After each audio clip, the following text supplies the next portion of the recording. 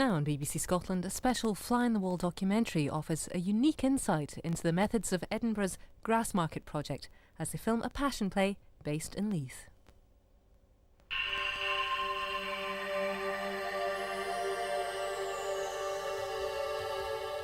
Jesus left the city and went as he usually did to the Mount of Olives. Then he knelt down and prayed, "Father, if you will, take this cup of suffering away from me. However, not my will, but your will be done."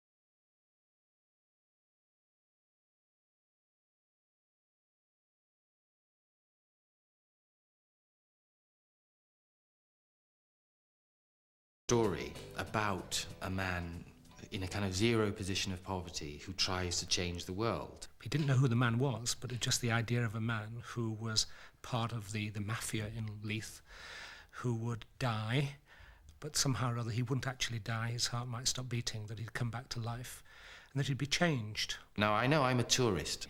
I'm not a Leither, but what I've noticed there is there's a raw life, there's a raw truth, there's a raw connection that people have together. Yes, there's a lot of violence, there's a lot of trouble, but there's some honesty that they have with each other that's fresh and spontaneous.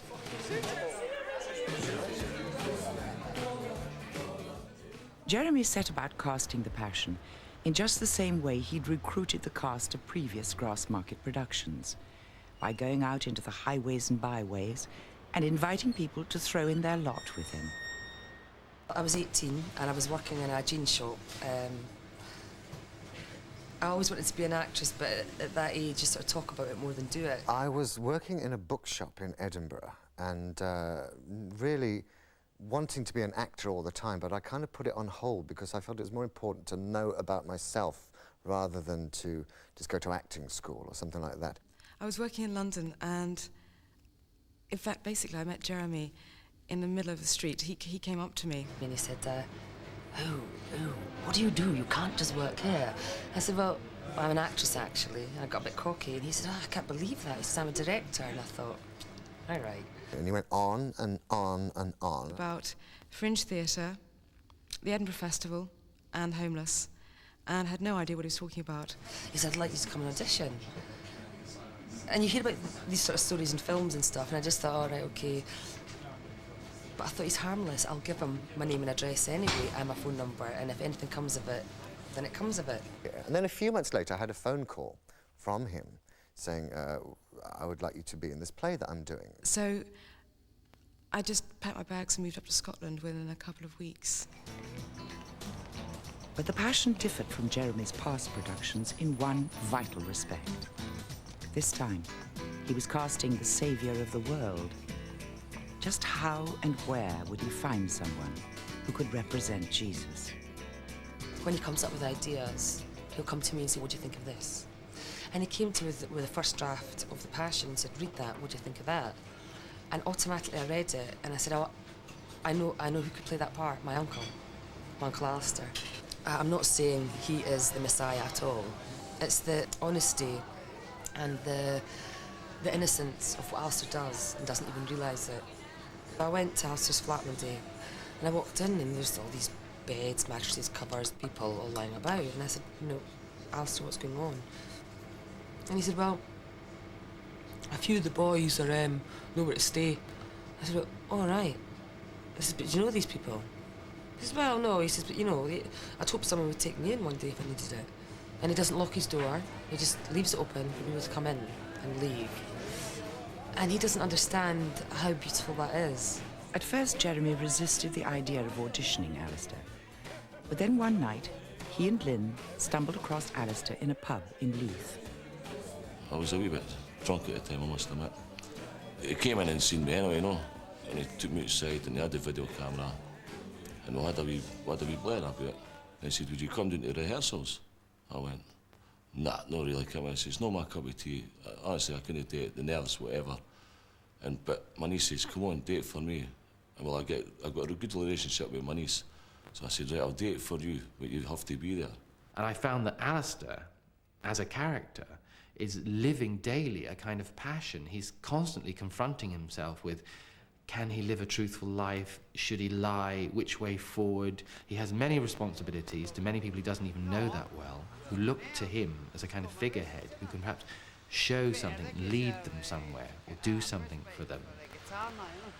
The reason why I select people just in a sometimes arbitrary way, people who other people would often avoid, is the fact that I want to bring these people into the spotlight in a way and say to them, your life is important and your experience is important, and let's actually show it. I'll help you to show it. And yes, this puts pressure on them, it puts pressure on me, but in a way, I think that's what's important about what I do, in that I'm bringing people who you wouldn't normally hear from into the spotlight and saying, listen to this person and watch what this person has to say and do, because it has some bearing on all of our lives and all of our experience. The other night when you didn't know what was going on, I sent in. Aye, we bully that. Well, I've got... In the weeks of workshops which followed, Alistair was encouraged to weave his own experiences, both of suffering and of redemption, into the narrative of the Passion. As in all Jeremy Weller's productions, the lines between reality and fiction soon became blurred. That's where I turn round and I say, try to sort of cover up for him and say, look, that's my bird, that's my bird. In this scene early in the play, Alistair draws on his capacity for violence and his experience of lost love, as well as his longing for a love that will last. There's Tony. All right, Tony. What are you up to? All right, how you doing? How are you? You'll be there, right? Didn't be starting. I was going to say, Turn away, eh? No problem. Oh, you're chatting up. My friends. Don't be stupid, eh? What? Start, Alistair, please. You want a drink or no? Ginseng. Drink with the boy. Drink with the boy. What do you mean he's drinking with him? Oh, you're drinking with him. No. He's one a What did you drink. bring her in here for anyway? Are you winding me up? Have you brought me in here to wind me up? No, I ain't you brought me in here to wind me up. It's Marlow. Well, I'll tell you what I'll do then. I'll leave. Don't do that. Sorry, Alex. Leave, go. Well, just go. Just get it, go. Just Leave, go. Right, You shut up. just go. Aye, I'm sorry. Here, Kenny's full of You looking at? Pick up my teapot, sir. See, if I was you, I would do me a favour and start dancing. Honestly, you ain't got my ticket. You dance. Dance! Dance! You dance. Dance, idiot! You just been tell. Dance. You drinking me out. Well, if I was you, I would dance. Come on, here we go. Let's dance. Get them in the middle. Get them in the middle. In the middle, man, son. Dance. Dance. Sorry, we'll be Come on, dear. That's it. I'll show you how to dance. You want to dance? Come on,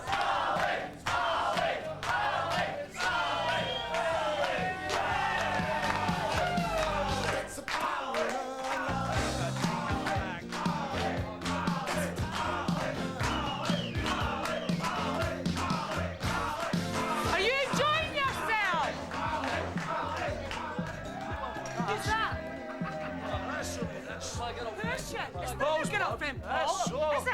Oh, You're getting it!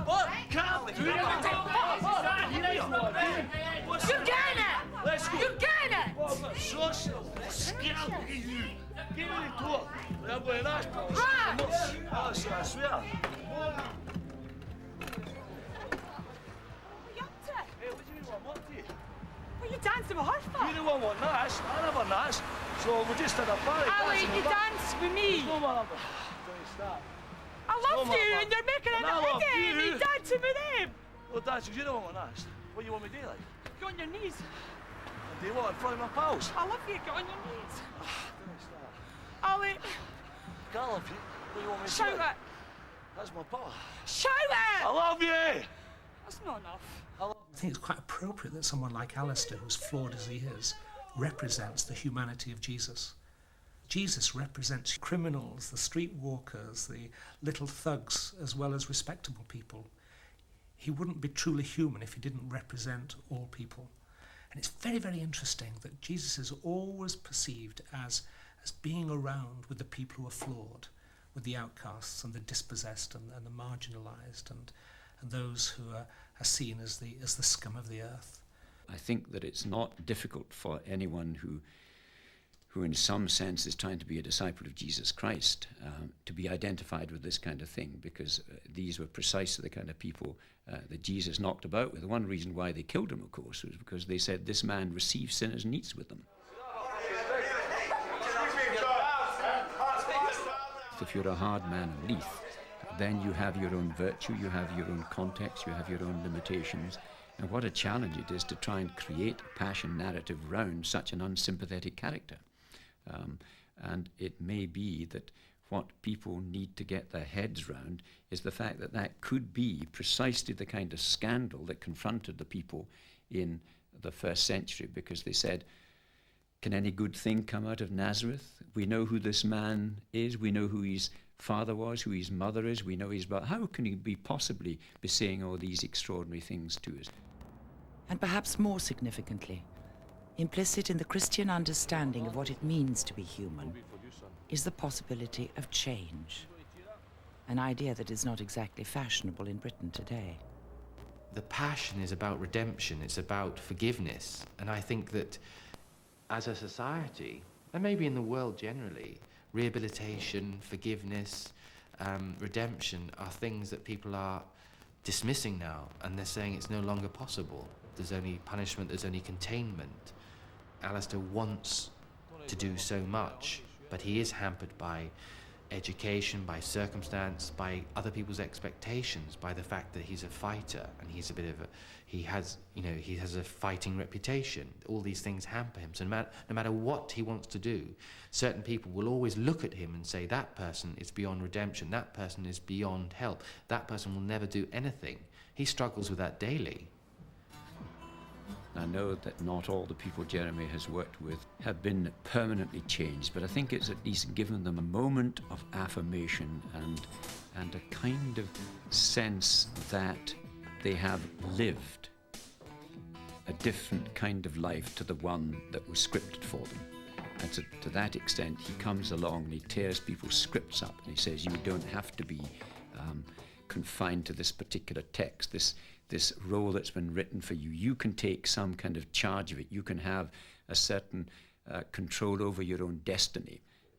Well, I'm still searching for myself anyway. I don't really ken who I am. But if there's a situation in a pub now, like, I actually think about the situation, rather than just go right in. I'm actually getting other people to think for themselves. Like, and if there's trouble in a bar now, like, I'll take one step back. Like when I used to take about 3 steps forward, I'll take one back and just basically not get involved. I'd rather walk away from a fight now. I mean, I could even probably handle getting punched and still walking away, which I would never be able to do. How you doing, Hen? All right? Hey, you? Not too bad. What are you up to?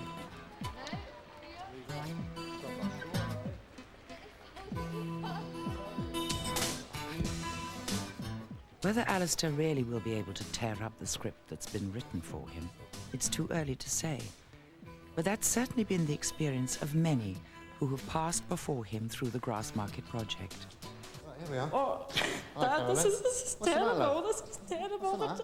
Now a playwright and actor, David Benson was compelled to draw on the difficult circumstances of his childhood while rehearsing Mad, the Grassmarket Project's play about mental illness. Mr. Weller asked me to talk about my experiences with my mother, who was mentally ill, schizophrenic in fact. And for me, it was a real chance to come to terms with some of the things that happened to me as a youngster, about why I came to be the sort of child who locked himself away in his bedroom, living in a fantasy world, rather than being out amongst other boys and girls of my age. And the reason for that was that I didn't want them to come home and see my mother in that state and to be embarrassed by her behaviour. So I kept it all very secret. My early years were all about secrecy. Not just by you, but by everyone in my life. And my life since then has been an unburdening of these secrets and getting rid of them as secrets and making them into plain, blatant truths so that nobody can attack me. I'll tell you why you're here.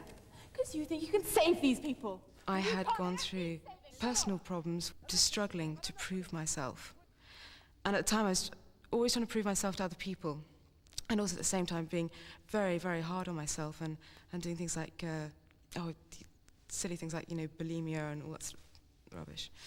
But anyway, it was things like that controlled my life.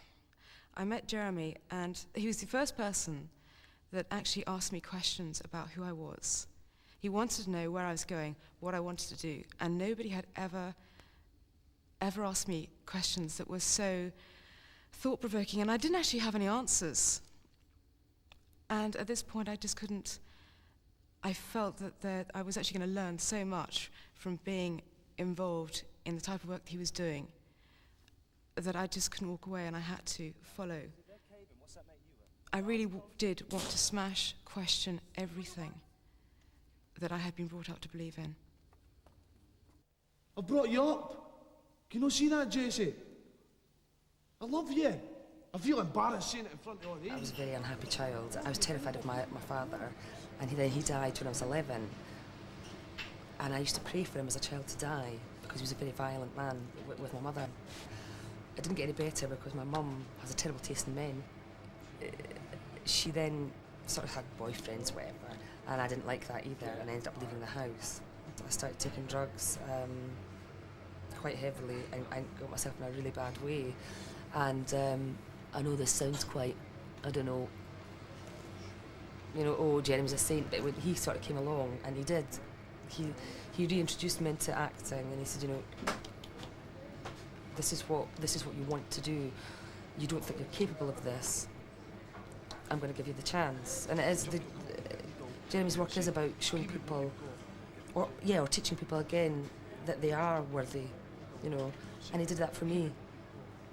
Because I think if I hadn't re-entered the acting profession, I'd be dead now. Yeah, definitely.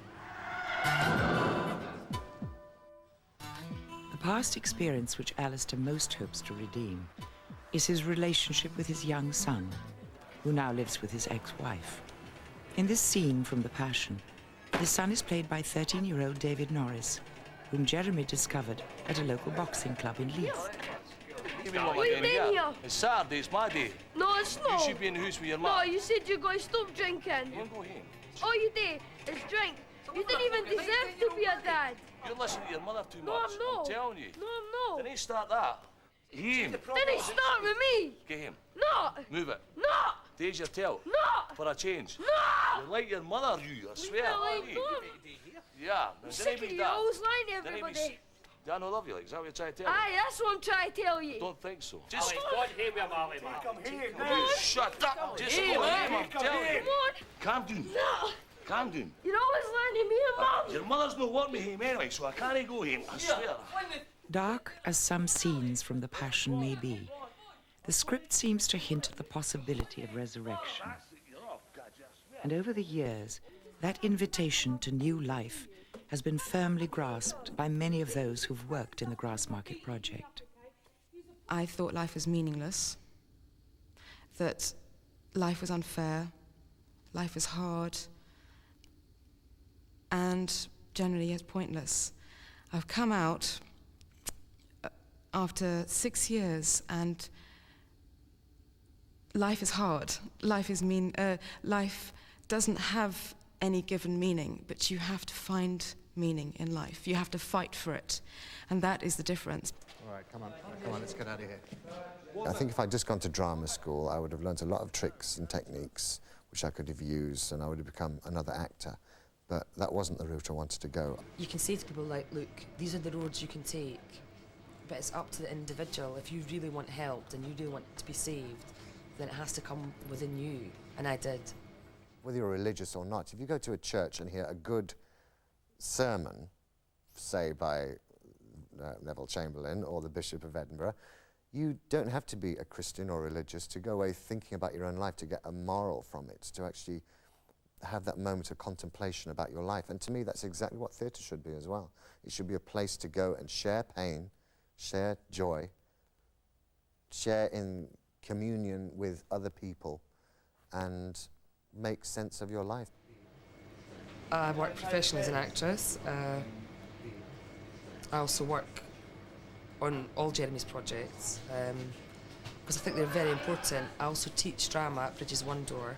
People that are from abusive homes or homeless or whatever, between the age of 16 and 22 can go there. Right, that's it, he's coming to stay with me. He's not coming to stay with you, I'll just be worse with you. My dream is to become a household name and become very famous, but I just feel that if I can take the longer route and help people on my way, then it's fine, there's no hurry. Why I left the Grassmarket Project last year was something happened in my private life. And one thing that really shocked me was the fact that I actually, for the first time in many years, had to accept charity, had to accept help from friends, and actually then go back and ask for more help. And I have to say that, in some respects, the most redemptive part of being involved in the Grassmarket Project was accepting help and not just giving it. For Alistair, any definition of new life must include a better relationship with his own son. As yet, that is a distant prospect. But within the context of the passion at least, he gets the chance to discover what the relationship might become. 2 more breakfasts, please. Yes.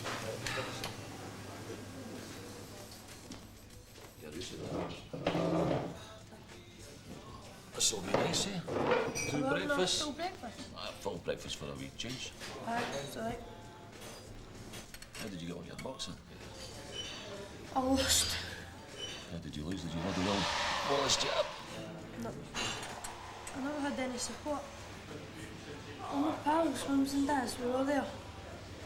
I had nobody. Oh, no, I couldn't make it, son, because I was working, eh? I'll be at the next one. You promised them? Definitely be at the next one. We've got the whole day today, and I decided we'll go to the museum. The museum? Aye. You probably just want to go because it's free. Well, I'm not arguing for that one, I mean. Well, you can have the next choice. Where do you want to go after that? After that, Aye. we can go somewhere else. Aye, we can go somewhere else. This is your day. Thank you very much. Thanks. Thank you. You want to enjoy that? There's something else I wanted to talk to you about anyway. What? What you've not been going to school for? I was not at school because of you. Why, because of me? Because I get slagged because of you. Everybody slags me because my dad thinks he's Jesus. Who tell you that? Everybody kens it. Nobody You go about bringing folk in the house. Prostitutes and everything.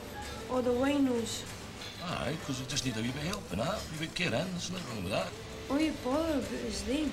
The system's all wrong. They need love, care, You care about them more than me. and they need help too. It's only caring. If you didn't get your act together, I'm going to stay with Mum. You're going to stay with your mum for dinner with Dad.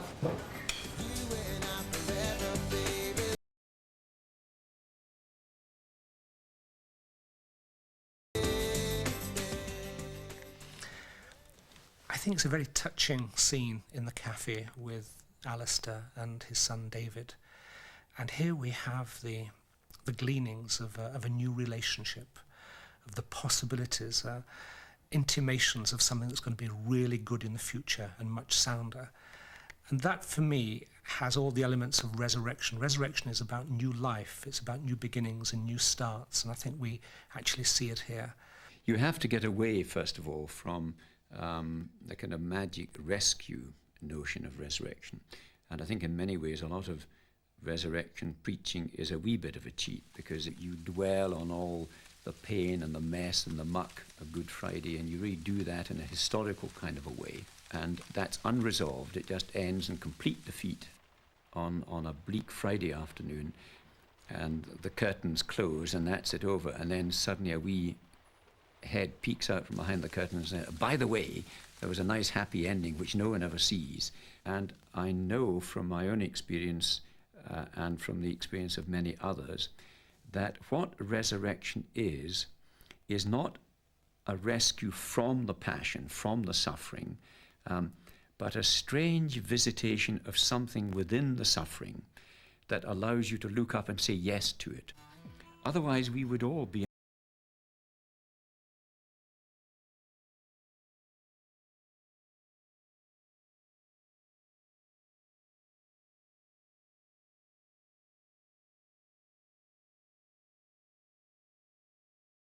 very hurt. They're at the bottom of the social pile. They're regarded as outsiders. In the biblical times, they're tax gatherers and sinners. And yet, by relating in the way that Jeremy wants them to relate, they see great strength in one another, and they lift one another up, and they truly are strengthened as a result. They come to see themselves as good people rather than bad people. They see each other as good people rather than bad people. That's a wonderful thing, actually. Resurrection may be the experience of the cast of a Grassmarket Project production. But what about the audience? Can that strangest and most compelling of events touch those who will come to see the Passion? I think that maybe what this Leith Passion play will do for people who can actually watch it with honesty and not simply from behind some kind of pious set of precedents, is that God is still active. God is still working in the lives of hard men like Alistair, who clearly have their own longings and aspirations and confusions and moments of guilt. And yet, through him, good things happen. There is a sense in which he's a messianic figure. And through that, there must come some promise of hope and possibility.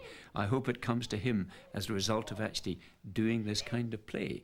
I hope Alistair finds a calm place where he can rest in life and not actually feel himself constantly pursued and constantly wrestle with himself. And I also hope that he learns through the experience of being in the Passion to accept himself and maybe love himself a bit more.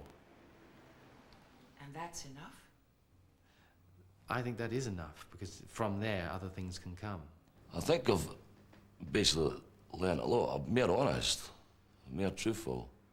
Not saying it's going to work. Maybe after the film I'll go back into the same routine, hopefully, no.